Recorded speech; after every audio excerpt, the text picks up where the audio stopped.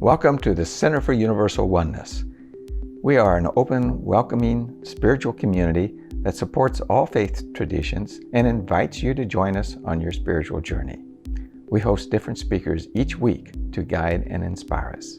We are guided by universal principles of acceptance of all that is sacred, and we strive to live in the oneness of love. Please enjoy this presentation. Okay, well, today we are very honored to have with us Aliza Robinson. She's a new speaker for us, but she's certainly not a stranger to several of us. And her topic for the day is love in the quantum field. And what she does is she's an interim minister, and she's an ordained unity minister. And she has an author. She is the author of a book called Shiro's Journey. And she's also on the faculty at the Unity Worldwide Spiritual Institute. And she is a person who wants to broaden the broadcast understanding of allness, universal allness. And that really rings my bell. So I'm looking forward to hearing from you, Aliza. Take it away.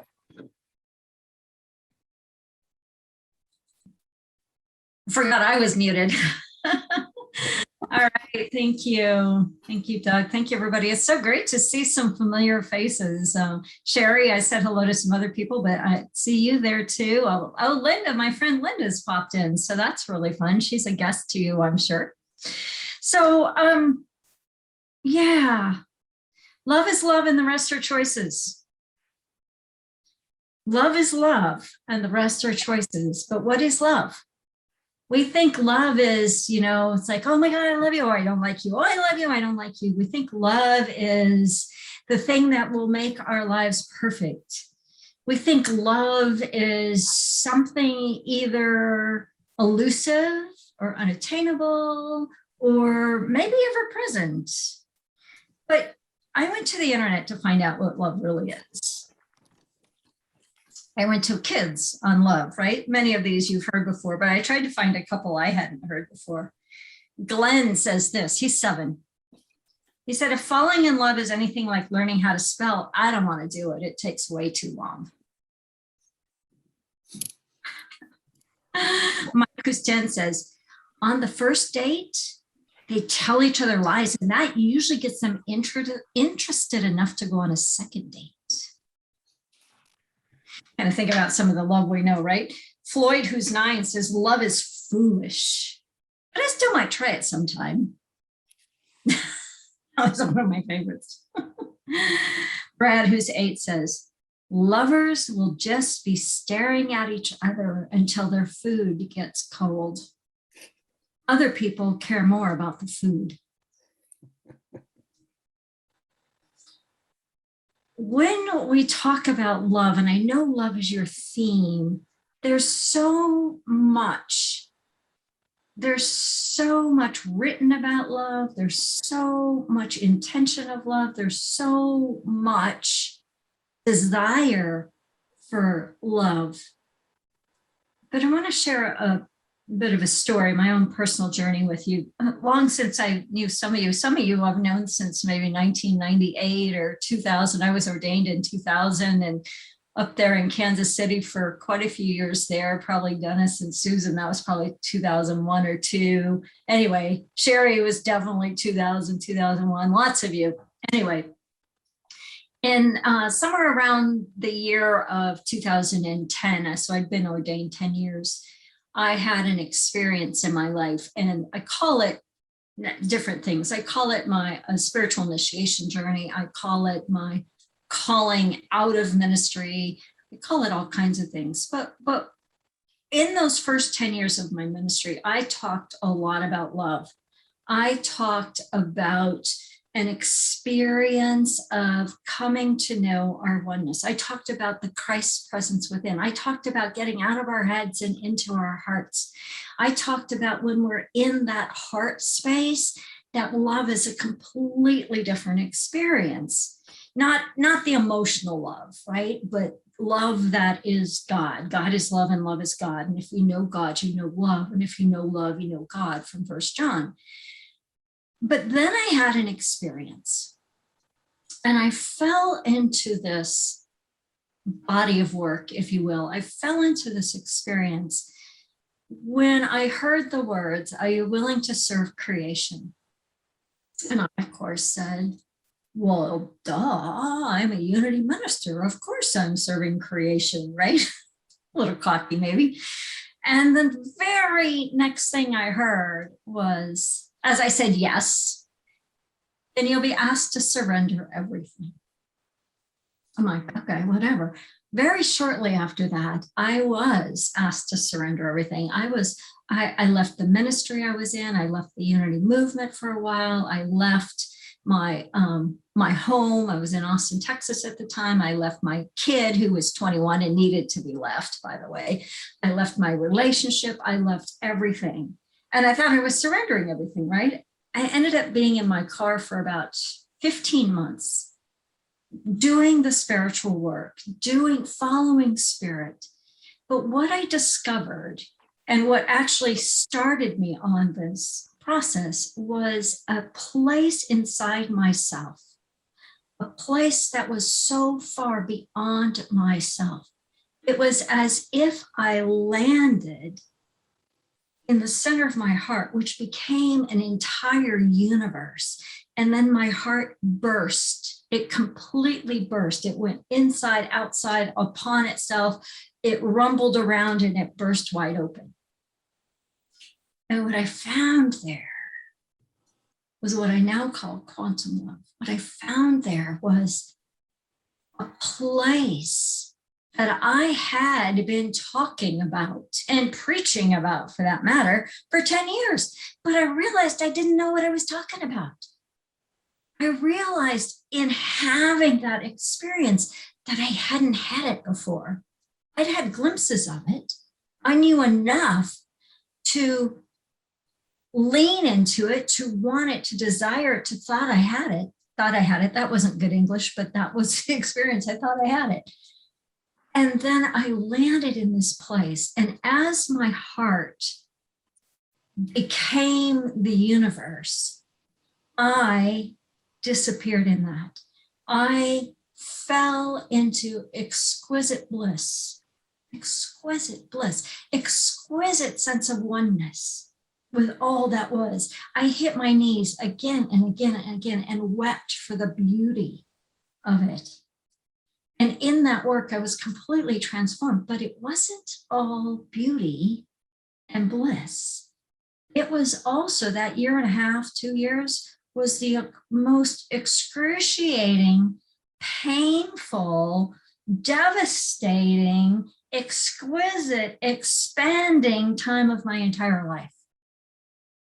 Some of the other things I got to surrender was emotion. What I thought love was: grief, fear, anger, rage. Surrendering it wasn't a mental activity. It wasn't like I sat down one day and said, okay, I'm going to surrender rage. No, it was burning through my body. It was burning.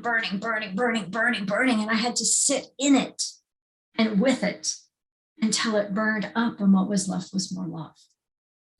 I had to surrender every belief I ever had.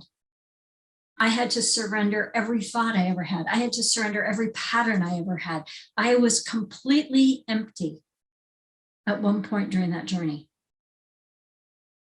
And the only thing that remained was this exquisite knowing that love is so different than what most of us think. So before I talked about love, I talked about heart. The pivot, which was a moment in time, and that 18 or 24 months or 15 months of that whole expanse of time, was a transformation like the caterpillar to the butterfly. It was the dismantling of all I thought I was into this birthing of something that was unrecognizable. It was my awakening. Not my only one, not my first one by any means, but it was.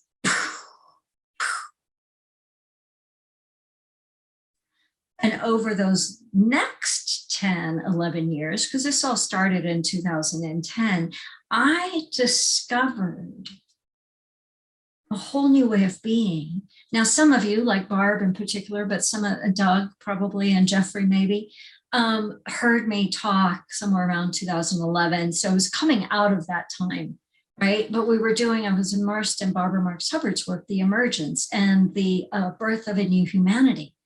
And what Barbara Marx Hubbard talks about is that we are in a quantum leap from separated human to universal human. Now, that's the same thing in different words that Jesus taught us 2000 and some years ago, right? And now in 2012, we're like, oh yeah, we're going to get it. Well, I don't know. Here we are in 2021. But here's what I think. I think we're in that transcending. We're in that stage. But in that stage, we have to surrender humanity as we know it. We have to surrender our attachment to separation. Let me say that again, because it might be a mind thing. Like my favorite thing when I'm teaching is for my students to go, wait, what? Wait, what? Wait, what? I want you to hear it. Like, wait, what?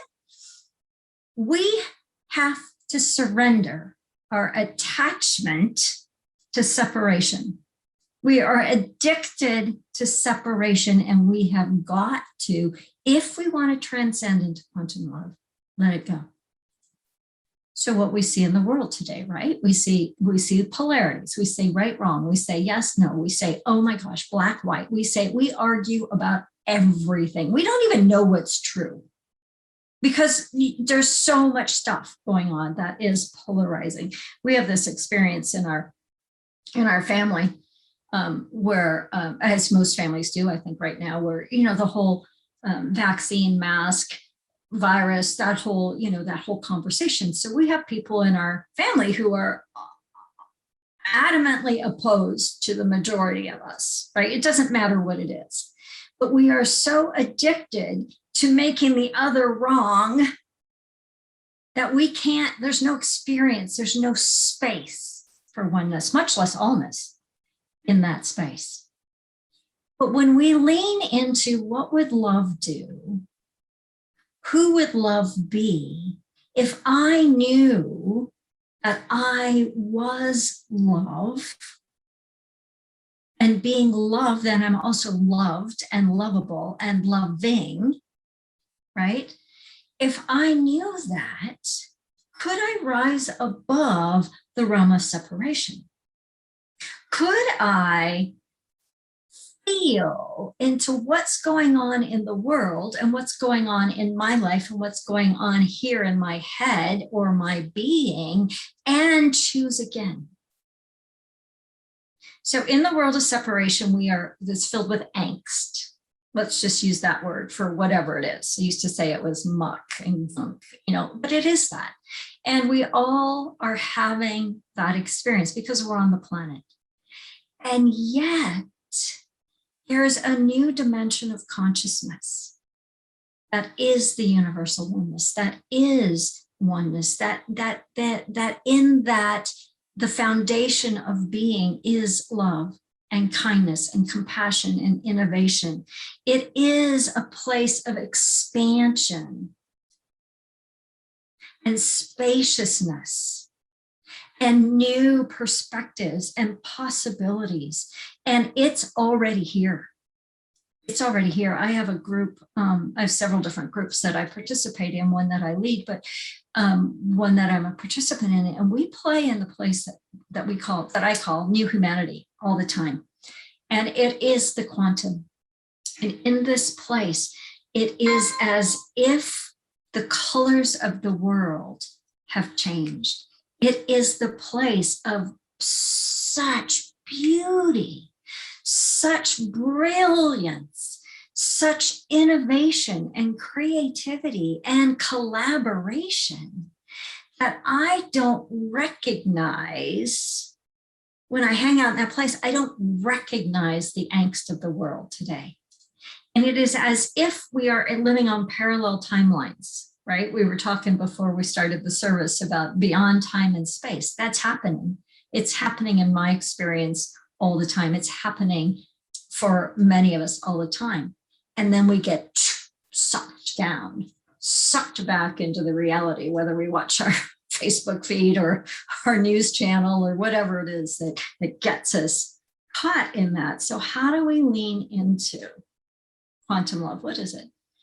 1 Corinthians says, when I was a child, I talked like a child. I thought like a child, reasoned like a child. But when I became a man, when I became a woman, when I became mature, I put the ways of childhood behind me. For now, we see only a reflection in the mirror. Then we shall see face to face. Now I know in part. Then I shall know fully, even as I am fully known. It's time to be fully known. It's time to know fully. It's time to realize, like, what if the most expansive love you've ever experienced is still like a reflection in a mirror? What if the most expansive love you've ever experienced is but a glimmer yet of what's possible? Rumi says, out beyond ideas of wrongdoing and right doing, there is a field. I'll meet you there. When the soul lies down in that grass, the world is too full to talk about. It's that field that is the field of quantum love, that field that is the field of quantum oneness, that field that when we land in it, when we allow ourselves to be transformed by it, transcended through it, we discover that oneness is the starting point. And from oneness, we then lean into and expand into allness. Feel the difference. We've been talking. You're the Center for Universal Oneness, right? What if that's the start point? Because when we start to know, not with our heads, but with our very life energy, our experience in beingness, that we're one, then we discover this next level of allness. So this field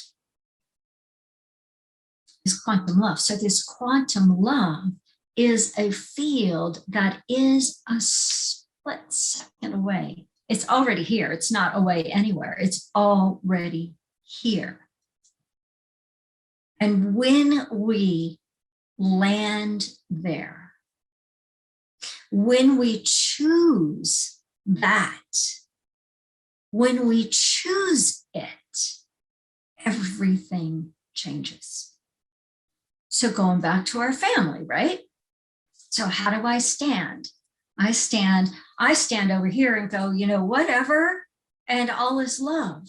But I'm caught in between the arguing and the you're right, you're wrong, you're so wrong, and that, oh my gosh, it just makes me nuts because I know, because I've experienced there's a different way. So how do I stand in that, right? I stand in it by listening, by looking, by seeing, by choosing again. So when I look at one of our kids who's, how do I say it politely when I'm mic'd? She's not making the best choices. That's my judgment, right?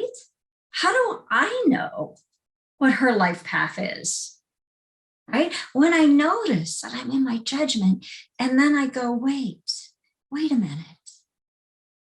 What am I thinking? What am I feeling? What am I doing? And I can notice where I'm at. As soon as I notice it, I can interrupt the pattern, because most of us are just living in the unconscious patterns of our subconscious. As soon as we interrupt the pattern, we actually interrupt the timeline We can drop into the quantum or into the Christ essence or the Buddha essence or the soul essence or whatever you want to call it, right? Drop into that place of divinity. Drop into that crossover point. And then I look, it's like a drop in and then I'm like shot up in consciousness, right? That's a good thing. That sounds weird. It's not out. It's not out. But when my consciousness is at a lower level, it's got a density. My frequencies are lower. When I can raise my frequencies, then I'm lifted in consciousness. And not outside of myself. I'm not reaching for something outside. It's all within. And I can look at this kid of ours who's a young adult probably, not even young adult anymore. And I can see from a higher perspective, I can see her, his, theirs, right? I can see, and then I am moved to this love, to this compassion, to this love, quantum love that brings me to tears for the beauty of it, for the beauty of it. For the beauty of their own life journey, for the beauty of what's in their mind, what they believe in the moment, because the truth is, it doesn't matter. It doesn't matter. It doesn't matter. If we are one and we can access the quantum love, then our hearts are burst wide open and our minds are quiet. And all that chatter, all that noise, at least for a moment, is quiet, or it's up here, right? It's like the clouds going by. It's not where our awareness is. And when we are moved in such a way, when we land in the place in our own being that we can access that deeper love, that wider love, that higher love, that quantum love. When we do that, we weep, but not for sorrow, for beauty, for gratitude, for appreciation, for all that is on the world.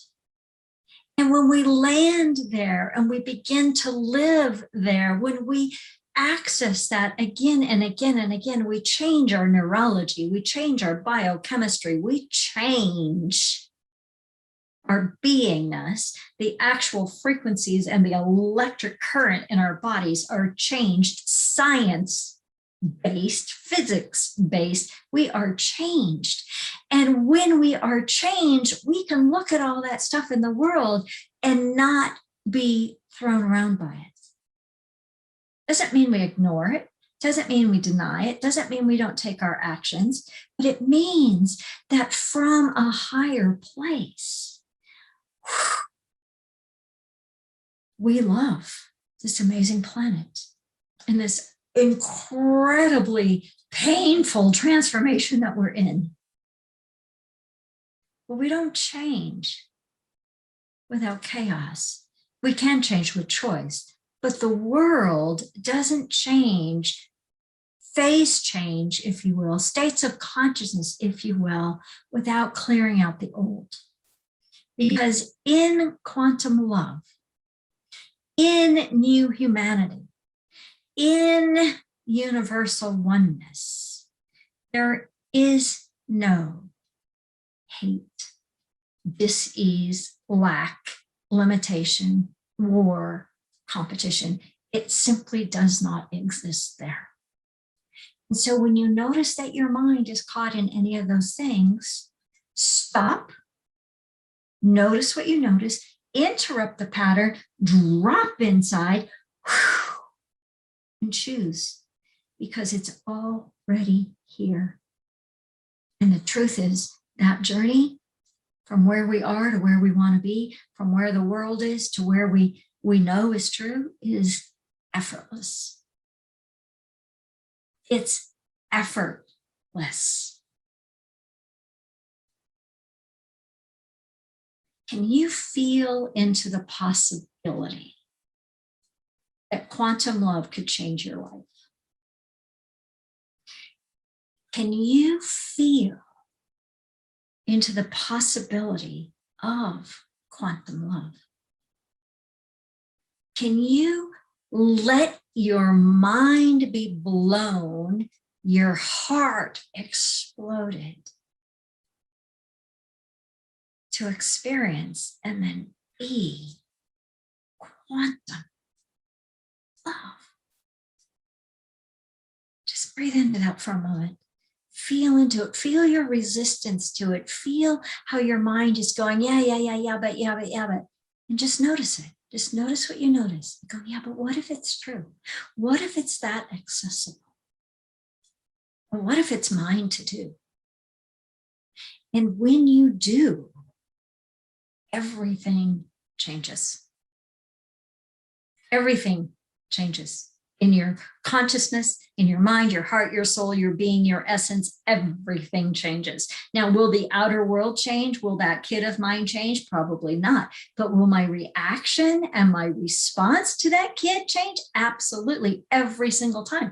Now, sometimes I have to do it over and over and over again, right? And it's not just my kid, it's all of life.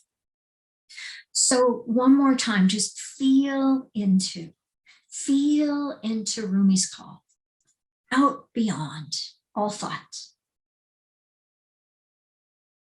There is a field, I'll meet you there. Out beyond all thought is critical because we have to get beyond our mind or under our mind or break through our mind or whatever to enter that place beyond time and space, to enter that quantum.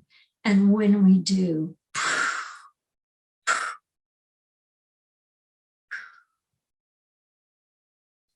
so if you're willing to lean in and experience quantum love, not only in this moment, but in your life, take a breath and close your eyes. We're going to do a meditation to wrap this up. Take a breath. Close your eyes and feel into the possibility that quantum love is right here. All you need to do is become willing. Take a breath and notice what you notice about what I've been saying. And become willing anyway.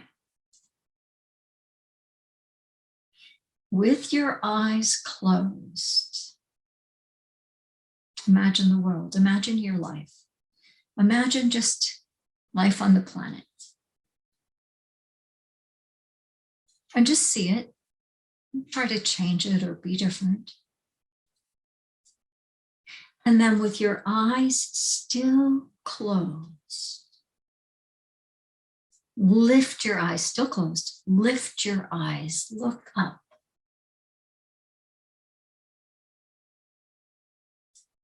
Let your chin rise, move your head back, keeping your eyes closed. Look up. Imagine looking up and up and up.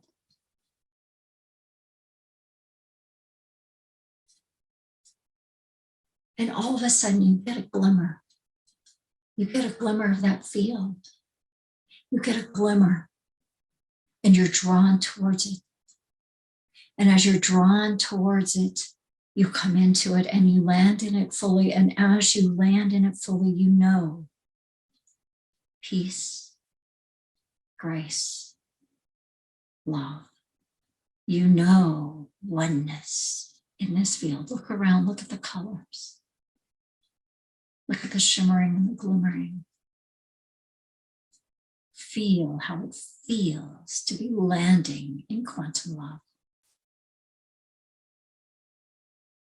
Let the quantum love permeate and penetrate and fill the very inner spaces of your being, igniting, opening, expanding your very life force.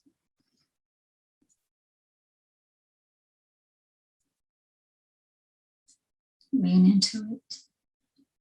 Relax into it.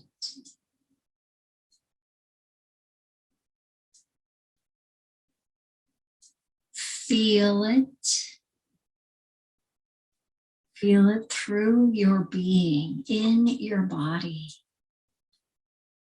Maybe your heart's exploding. Maybe your cells are tingling. Maybe you're feeling taller.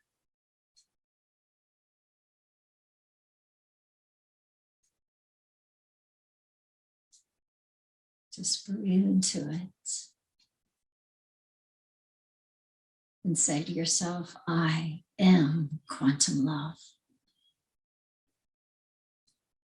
I choose quantum love.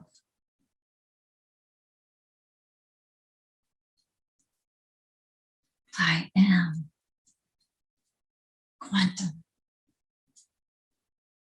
I choose quantum. Allow yourself to open even more. Open, open, open, and receive. Memorizing the frequency, memorizing the feeling of this moment of quantum love. And as you memorize this, we begin to integrate it through all aspects of your being right here and right now, through all aspects of your physical, mental, emotional, spiritual bodies, integrating through all dimensions of time and space, integrating through all states of awareness and consciousness. This is real. This is accessible. This is yours. This is for you and for us and for our beloved planet. Take a deep breath in. Allow it to move in and through your body for a moment.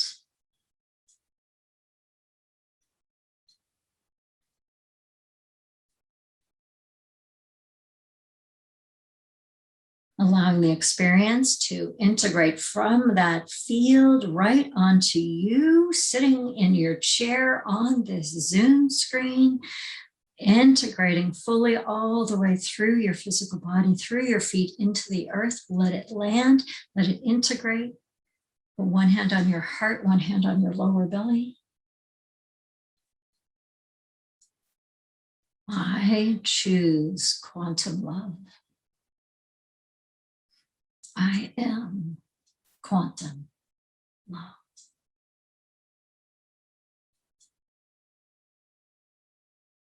Take another deep breath in.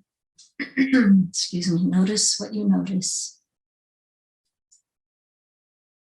Notice if there's any sensations or any qualities.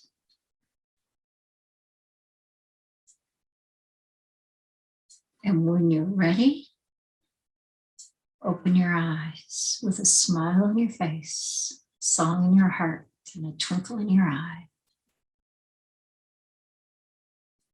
And so it is. And so let it be. Amen.